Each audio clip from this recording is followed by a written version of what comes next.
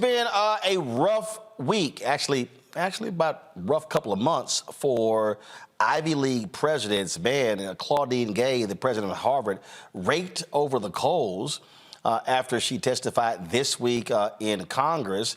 Republicans have been attacking them. Also, donors of these schools have saying they are not protecting Jewish students. Here was one exchange this week in that testy congressional hearing between the first black president at Harvard, and Republicans in the House.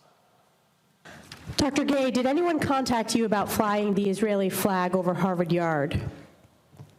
Yes.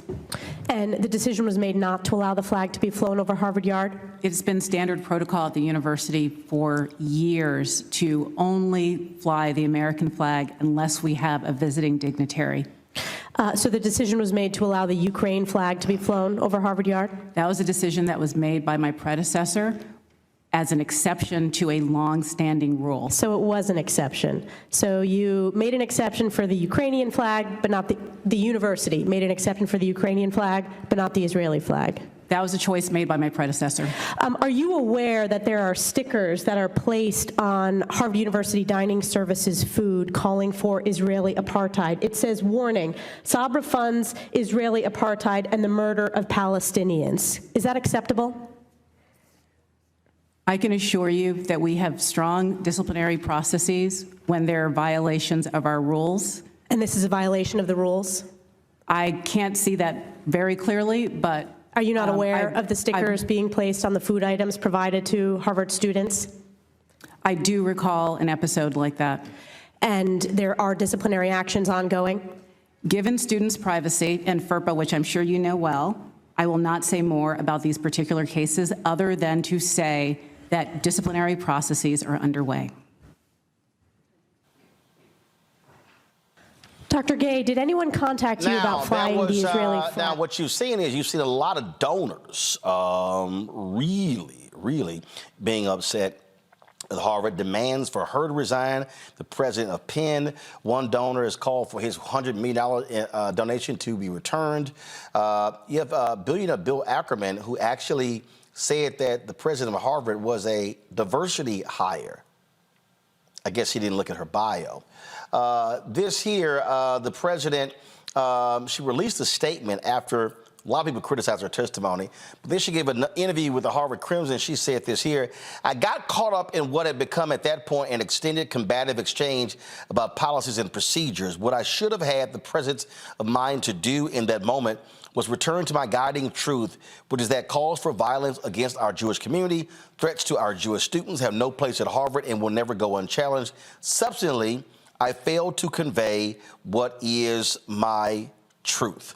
Go to my panel, and I'll start with you, Michael. The thing here is these Ivy League presidents, they have been charged with allowing, critics say they're allowing anti-Semitism to run rampant. They are angry that they are not shutting down any of these protests at all. Then you got these presidents who are saying, look, if we're going to talk about free speech, is this not free speech? Now you've got the money folks. Now you got the donors. You've got billionaires and others saying, I'm pulling my money out of Columbia, out of Harvard, out of Penn, out of these schools, angry with the reaction. What do you make of this battle that's going on between these donors, many of them Jewish, and these Ivy League schools? Well, Roland, this is, I would say, this was multi-pronged. First of all, just so everybody knows, that was Republican Representative Elise Stefanik of New York, who is a huge Trump supporter. Now a lot of this is a lot of grandstanding for Fox News and right-wing conservative talk radio and things like this. I'm against what people would call hate speech against anybody, regardless of race, ethnicity, things of this nature. But when I look at now, you have some Jewish donors saying that they're going to withhold donations, et cetera.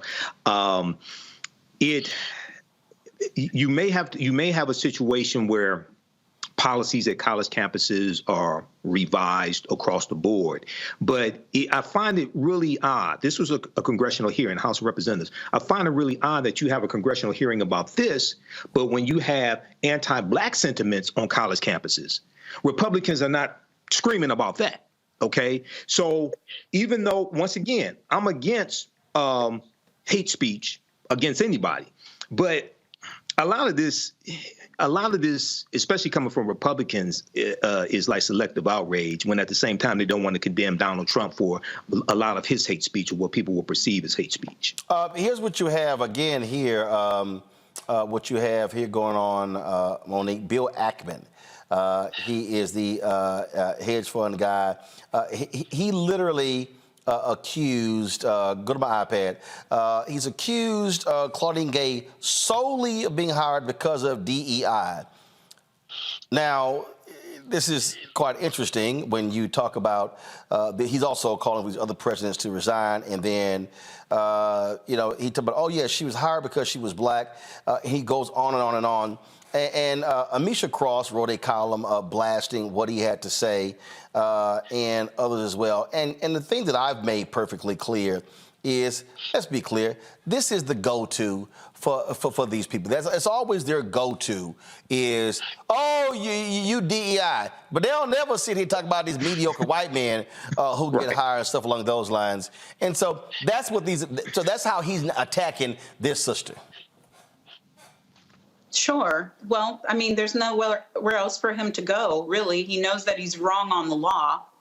He knows that fostering free speech, even if it's speech that we don't like, the prime place where that should be happening is in the educational setting in a university. That is where we figure out, as adults who are blessed enough to go there, the way that we think, what we care about, what we don't, how to resolve conflict, how to exercise freedom of speech and freedom of restraint, the difference between hate speech and hateful speech.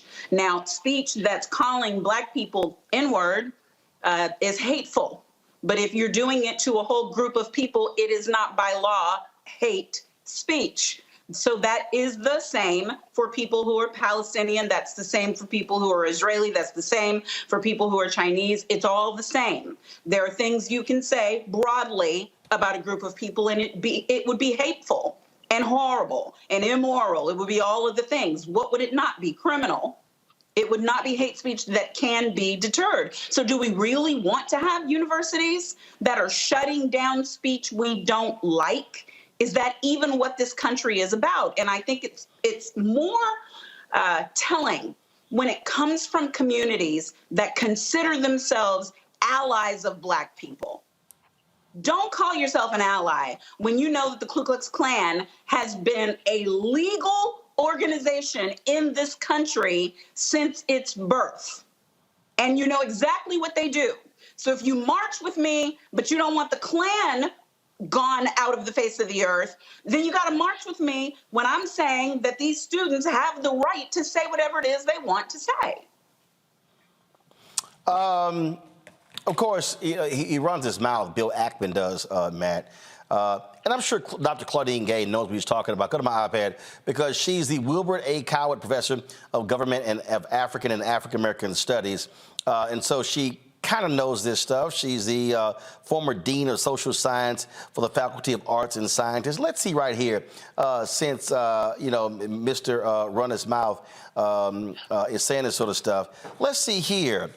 Before joining the Department of Government in September 2006, she was an assistant professor of political science at Stanford University, associate professor tenured there as well, visiting fellow at the Public Policy Institute of California, where she conducted research and published a monograph that examined voter participation in minority-dominated congressional districts. Got her PhD from Harvard in 1998, awarded the department's Toppan Prize for the best dissertation in political science, earned a bachelor's degree in economics from Stanford University, where she graduated in 1992 with honors and distinction, and was awarded the Anna Laura Myers Prize for best senior thesis in economics. Yeah, I guess she doesn't have a resume. Yeah, but we don't have to trot out all of her bona fides, to defend what we know is a BS argument and an attack on her. And that's too often what we have to do. We too often have to counter this BS virtue signaling by saying, but look, I am in fact good enough. We know she's good enough. Harvard would hire somebody that's not eminently qualified to be its president. That's an absurd idea. It's Well, Harvard. I just like this. I just like this for the people who don't know anything about her. And matter of fact, let's go back to my iPad, y'all. This right here is her resume. Let me keep going. I ain't done yet. See, some of y'all got half page, one page. Y'all, her resume 5 pages. So just for the folks out there who don't know, I think sometimes it's important to literally show the accomplishments of this sister for the folk who don't know. Matt, go ahead. No, and I'm glad you're doing that because it's important to show the breadth of her experience. But what I'm saying is we don't have to do that, right? Because she's where she needs to be and she's eminently qualified. But beyond that, you know, it's this virtue signaling, number one, where people want to show how much they support Israel in this conflict and how much they think you are a pariah for not openly doing so. I will say from a nuanced perspective, I am surprised that these presidents did not take a both and approach where they say, yeah, we soundly decry anybody making any, calls for genocide, but also say that, people are entitled to the free exchange of ideas. I mean, university presidents, not to be cynical, but a lot of them are politicians, right? Because they live and die by the big endowments and the money that comes in, and they operate in a more political space than people in other administrative capacities. So I'm surprised they didn't just draw that line in the sand. That seems to be the easier course. But notwithstanding that, I think Monique kind of alluded to this, colleges are places where free exchange of ideas should occur. So the idea that, we're going to castigate and criminalize, if you will, every student that says something in highly charged conflict that has been going on for years is, one, an absurd idea, and two, is not probative of the school's value and whether they're actually going to protect the students. And I think that's what Stefanik is trying to do here. Hey, if you don't say that you're against these student statements, then you're somehow against Israel. And that's not what you get to deduce from that. But I am surprised that the university presidents did not, take a stronger tack on that, because to me, it's to do both. I'll be honest with you. I think what happened was they gave their answers and they didn't want to give them a win. I think that they knew it was absurd. They knew what was stupid, and they did not want to give it to them, not realizing what they did was further inflame this. When you ask the question, are you going to protect Jewish students, they sort of gave this, around the block answer. And again, I get why. But the bottom line is, you knew why they were calling you down there. You knew what congressional hearings are like. So you have to sort of anticipate the ridiculous shenanigans they're going to play. And guess what? You gave them exactly what they got. You gave them exactly what they were looking for, and that is to feed the insatiable appetite of their right-wing audience.